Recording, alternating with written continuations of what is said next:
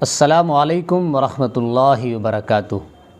شب برات آنے والی ہے، اس لیے ہمیں یہ جان لینا انتہائی ضروری ہے کہ ہمیں اس موقع پر کیا کرنا چاہیے اور کیا نہیں کرنا چاہیے، یعنی اس رات کے کیا احکامات ہیں۔ یہ رات آ رہی ہے تو ہمیں اس رات کو کیسے گزارنا ہے۔ لیکن ہمارے معاشرے کے اندر شب برات کے حوالے سے بہت سی خرافات اور رسومات جنم لے چکی ہیں۔ عوامی طبقہ جو ہے وہ ان رسومات کے اندر الجھا ہوا ہے، پھنسا ہوا ہے۔ شب برات کے موقع پر وہ ان برائیوں کو بڑے اچھے سے اور بڑے اہتمام سے انجام دیتا ہے۔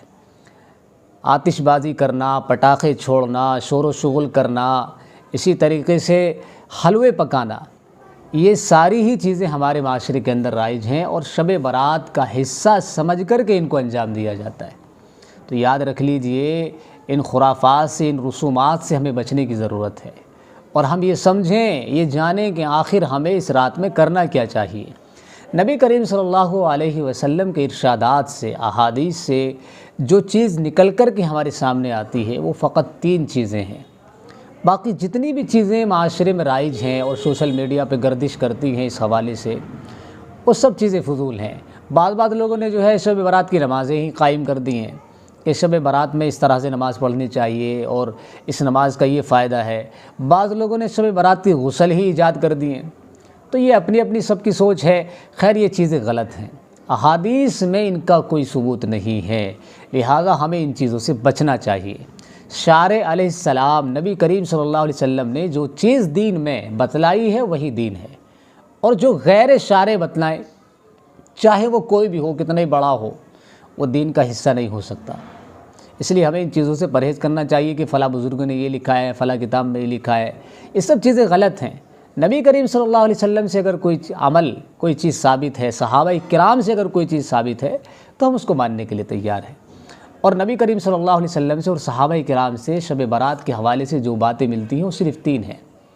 پہلی چیز تو یہ ہے کہ رسول اللہ صلی اللہ علیہ وسلم نے حکم ارشاد فرمایا کہ اس رات میں عبادت کیا کرو، کیونکہ جاگنے کی رات ہے، عبادت کی رات ہے، اللہ سے مانگنے کی رات ہے۔ اللہ تعالیٰ اس رات رحمت کے سمندر بہاتے ہیں، ہر مانگنے والے کو عطا کرتے ہیں، ہر گناہ گار کی بخشش فرماتے ہیں، بنو کلب کی بکریوں کے بالوں کے برابر لوگوں کی مغفرت فرما دیتے ہیں۔ تو اس رات ہمیں اللہ سے مانگنا چاہیے۔ اب چاہے تو بیٹھ کر عبادت کر لیں، یا تلاوت قرآن کر لیں، یا ذکر کر لیں، یا نوافل کا اہتمام کر لیں، جس انداز سے بھی عبادت کریں۔ اور دوسرا کام ہے، صبح کو 15ویں تاریخ میں ہم روزہ رکھیں۔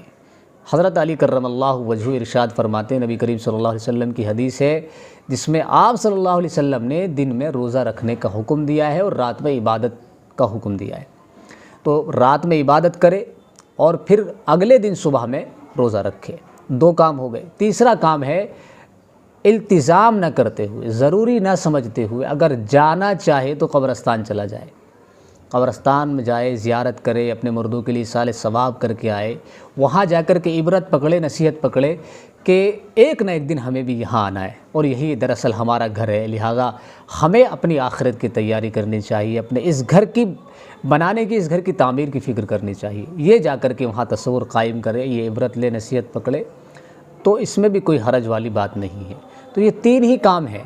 جیسے کہ میں نے بتایا، قبرستان جانا ضروری سمجھ کرنا چاہیے، کیونکہ رسول اللہ صلی اللہ علیہ وسلم صرف زندگی میں ایک ہی بار گئے تھے، لہذا اس کو ضروری سمجھ کر کے نہ جائے۔